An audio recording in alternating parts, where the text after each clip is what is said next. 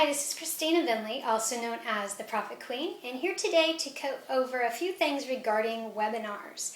Again, I probably listen to webinars almost every day of my life. So, I'm a joint venture manager and I bring people together that have live webinars and I get them promoted with other people, list owners or product owners. So, sometimes I just take things for granted, and I had that everybody knows, some of this stuff because I'm used to dealing with, high-level people every day, and I'm always feeling like I'm trying to catch up. So, but I wanted to go over some simple steps regarding webinars and live webinars in particular, because I just had an interview with Michelle Van Otten last week, and it reminded me that some people the beginner stage of, where do I begin? So what I want to share with you is 5 things that is important and that can help you set up your live webinars so you can start getting your conversions, which everybody needs conversions.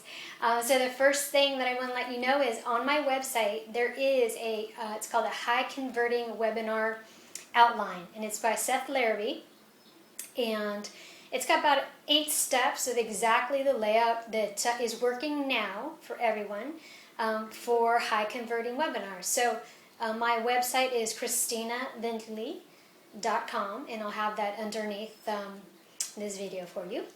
And so you can go there, and under tools is this outline. And so if you follow this, these steps, you should be able to create a pretty good converting webinar if you follow those steps.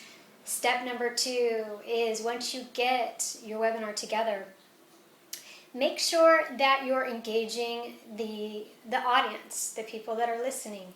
And how you do that best, and who does that really, really good, is Michael Taggart. So you can go to my website and look under the Michael Taggart's replays, and you'll see how he engages people. And he does that by super, super, super high energy, as well as he continually is asking them, who wants to see this? I'm not going to share the next slide or this next ninja trick until I get 100 yeses. And he's really adamant about it, and he comes at it as very demanding about it. So it's not oh, can you please say yes? And it's no, we're not going on to the next step until I get 100 yeses. And he waits. And he's like, okay, guys, I don't have 100 yet. And I think that keeps, when you're doing that every 10 minutes or so on an hour webinar, that keeps people engaged. And he also, I'll have to share in another video what else he does. He's pretty tricky. But my third thing is to use your personality. So some people like Michael, he's just like a born salesman, right? He's just he's high energy, he's fun, even he cusses a little bit, which some people, they're okay with that and some people aren't. But it's him, and it's real, and it's raw, and it's authentic. So whoever you are, if you're not really you don't laugh a lot like I do, or come off with high energy, I would say that if you can't do that, and that's not your specialty, and you don't think you can get coached to do that, have somebody on your webinar that is. So I just had one, or listened to one with Bradley Wilt and Matt Wolf, and I think they both have great personalities, but I think combined, I think the team works. So sometimes it's good to have 2 people to go back and forth to help the engagement and also bring out the personality in each person, so they both become likable to the audience. There's also, I had a question regarding how long should a webinar be. Please do not do a 2-hour webinar unless you have so much technical stuff and you think that everybody needs to know that. I just don't think that anyone really is going to sit through a 2-hour webinar. It's just, you're already starting at 5 p.m. on, say, a Wednesday or Thursday night normally. So it's 8 o'clock New York time. So what I suggest is you do 60 minutes, you do your intro, you do your story, you do a couple ninja tricks, end that at 60 minutes, and then go into sharing the offer. And then after you share the offer, do your Q&A. So maybe it could be an hour and 15, hour 20, hour and a half, But hour and a half, I think, is like the absolute maximum that someone should do a webinar. Otherwise, you're going to lose people, and they're going to be making dinner and having their kids, bug them. And I just think that really, really works.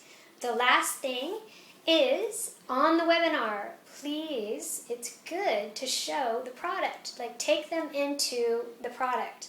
Show them what's in there, because you should be proud of what you created, right? And a lot of people, when I go into their products, I'm like, whoa, this is like so amazingly packed. It's ridiculous, right? So you want to show the people exactly what they're going to get. And they can only do that if you visually take them into the product, as well as if you have a Facebook group. Show them the Facebook group as well, so they know that you have a community. And think those 5 things, if you can do those, that should get you, kind of on your way, hopefully, to, having a really good converting webinar. And I have some other tips and tricks that I'm adding to my new site. And I needed to thank Bradley Will and Matt Wolf. Thank you so much from Learn to Blog.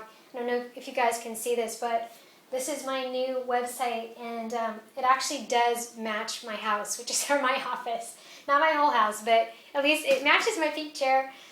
We've got the flowers that match my curtains, which is pretty funny, and I look out on flowers out there, so it just matches who I am, what I like, and so I'm so thankful for those guys for doing that for me. So anyway, thank you for listening to me. Hopefully you got 1 or 2 good little nuggets of information, and to get more, which I promise I will be giving more webinar tips, please subscribe to my channel.